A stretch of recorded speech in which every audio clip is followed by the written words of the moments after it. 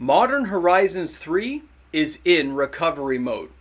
In today's video, we are going to discuss the circumstances that have now led to players starting to purchase sealed product.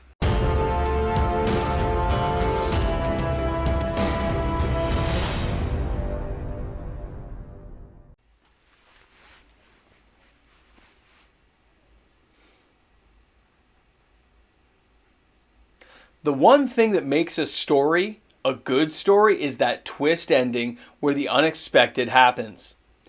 Welcome back, everyone. MTG Moxman here. Thanks again, everyone, for hanging out with me on the channel today as we discuss Modern Horizons 3. Another day closer, and we've seen a slight change in the narrative of where this product is headed. Now, before we get today's video started, just a reminder, guys, if you enjoy the content today, don't forget to like and subscribe to the channel. New content comes out from my channel every single day. So Modern Horizons 3 had a real downshift, as with most of the Magic market, in what's going on with sealed product. Most players are staying away due to higher price points for play boosters, and with a premium product like Modern Horizons 3, it had a real dead drop on a lot of the sealed product. Nobody really cared. But as we've gotten closer to release date, there have been some fundamental shifts in what people are doing, and there is an explanation of why it's happening. We've had canceled orders, then stores relisting things. We've had products being shortchanged and allocation numbers changing, and it's really made the market kind of dance around right now, wondering where things are going to land, unsure of the actual outcome of the products. And that's led to price drops, that's led to stores selling out, and that's also led to some stores taking advantage of players canceling their orders and relisting them. Now, let's put all of that aside for a moment, because something else happens too. We have a lot of singles that are being sold in this market space, and this is a really big thing right now. The singles market have taken over for a lot of Magic the Gathering. That means, as with most products, Modern Horizons 3 has a very strong pre-order sales, okay? The pre-orders are really up for a lot of the singles cards, and that has led to a lot of sellouts at local stores, which means if you're trying to get a particular card, you can't get it. It's sold out, and you can't have it anymore. So if you know you can't have it, and now you're going to have to wait weeks and weeks before that comes to market on TCG Player.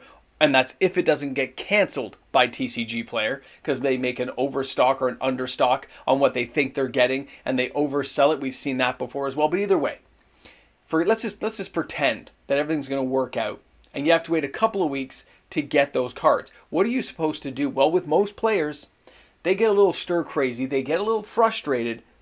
And what are their options? They can buy sealed product.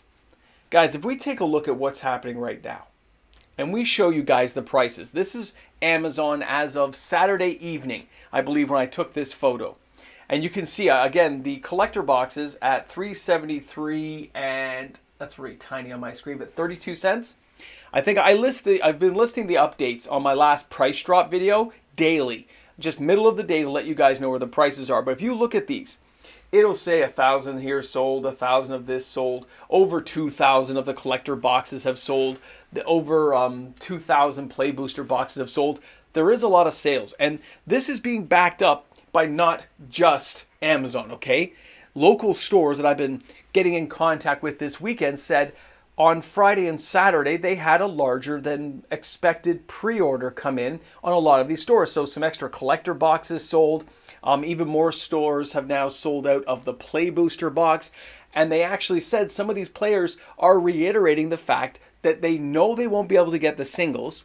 There's lots of commons and uncommons they want, as well as a whole litany of rares and some mythics, especially Eldrazi based. So that's led to players saying, I'm splitting with a friend and we're buying a play booster box. I'm splitting with a friend and we are going ahead and buying a collector box. Well, if you hear that story enough times, from 1, 2, 3, 4, 5, 9, 12 different stores, that gives you an indicator of what's happening, and it's being backed up with what we're seeing on Amazon. But as if Amazon wasn't enough, you can go and check out what's happening on TCG Player. All these pre-orders and the listings of prices you can see give you an indicator of where things are going, And if you take a look at their actual sell-through rate, like I'm going to show you here, this is just on the 25th, and it went on for 2 pages, by the way. So sure, it's showing single boxes, but this went for 2 pages. So that's going to be anywhere between what, like 40 or 50 sales, depending on where you're looking. And of course, if you jump back and took a snapshot of what's going with play booster boxes, bundle packs, commander decks, let's face it, this is having a lot more of a market reaction in the last 2 days during the spoiler season and during the sellout of all these single cards that stores had pre-order listings up for, that the market is shifting. Things are changing, and the recovery of this product as a sealed item is starting to show in the numbers. It's starting to show in the hard-earned cash that players are opening their wallets and giving to a store saying, yes, I want that product. Now, the biggest change up for me was the amount of collector boxes now starting to move. As you guys know, in my opinion, I'm not a big fan of the price point of this product. It's not that it wasn't acceptable in Modern Horizons 2, it just seems like the economic climate can't justify the prices, but it doesn't seem to be stopping players right now. It doesn't seem to be stopping the groups who are going together as a team of 2 or 3 people to split these boxes. So this is where the market is, and the numbers don't lie. So whether or not as a content creator I enjoy this, or another content creator bashes or says yay or nay, is irrelevant at this point. The numbers tell us it is selling. It's telling us the market is up-tipping significantly. This isn't just going up a little bit. This is like double the sales we saw a week ago. And the local stores that are now starting to sell out have told me they'll probably have to order an extra case or 2, which may seem insignificant, but it's not. At those levels in prices, you're talking thousands of dollars for a single case, and the store wants them. They've already told me they're going to do it. Now, this didn't happen at every store. I'm not going to lie and say, oh, this is a totally different scenario. But for some of these stores that are now saying, I've got enough capital wrapped up inside the pre-orders that I'll be able to open up a little bit more. I could open up an extra box or 2, and I'll hopefully make a little bit of a profit from that. I wasn't going to originally, but I've now shifted my mindset based on the pre-orders of people who have already paid the bill. So if a player paid the bill, the store makes 30, 40 bucks, but if 7 or 8 players do that, that allows the store to get 1 free box. That box can be opened, those singles can be sold and rolled into the store's revenue. This is a little bit of a shift than what we expected. I know it's a bit of a surprise for the Moxman here that I thought this close to release we'd still see singles being so strong, but it shows what happens when the single market can't keep up. When the single market sells out of pre-orders and stores don't have any more to sell ahead of time, and they say, all I've got is some sealed boxes, and players say, yeah, I'll take a sealed box. You know what? How much is a sealed box? 300 and whatever? Yeah, sure. Me and a buddy will split 160 each, and that's still a ton of money. Don't get me wrong. We are outlaying a massive amount of money to get our hands on this product, but apparently players believe it's worth it. They're willing to roll the dice, take the gamble, and open a box. Now, do I think the numbers, though, are anywhere near Modern Horizons 2?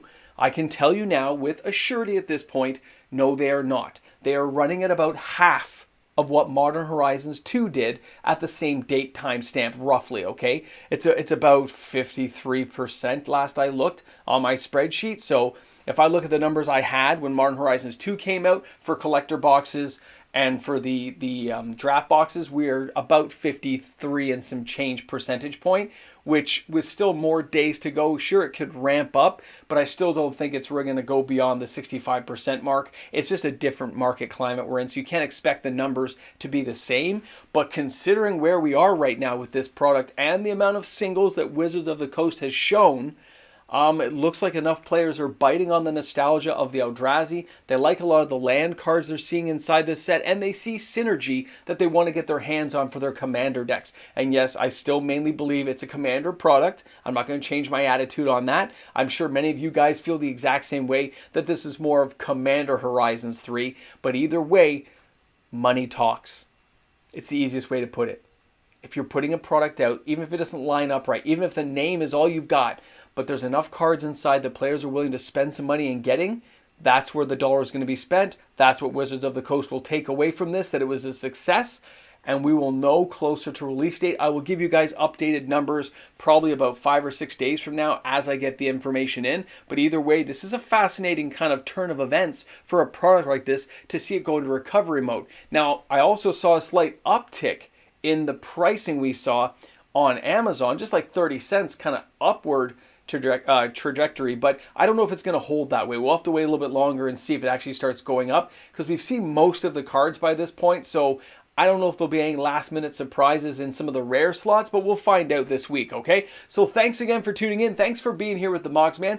Drop some comments down in the comment section if you've changed your mind and bought a box. I would love to know if some of you guys have had a about face on this one and have decided to either stick to the singles or jump in with some friends and buy a box, or go with a box by yourself. Thanks again for hanging out, guys. Thanks for being here on the channel. I look forward to more Magic conversations with you this week. Stay tuned. We'll have another video tomorrow. Have a great day, everyone. Hey, thanks a lot for making it to the end of the video. You're in that like space of like names flying by, different colors appearing. It's almost kind of weird, isn't it? To know that this is happening right now and you're watching it. These are patrons. These are supporters of the channel. These are also YouTube membership members. Maybe sometimes in some cases they're both. This is happening. Thanks again, patrons and YouTube membership members. Honestly, I should have seen this coming. I'm not going to lie to you. The idea that singles could actually sell out and then players have to do an about face and go back to boxes is something I should have anticipated.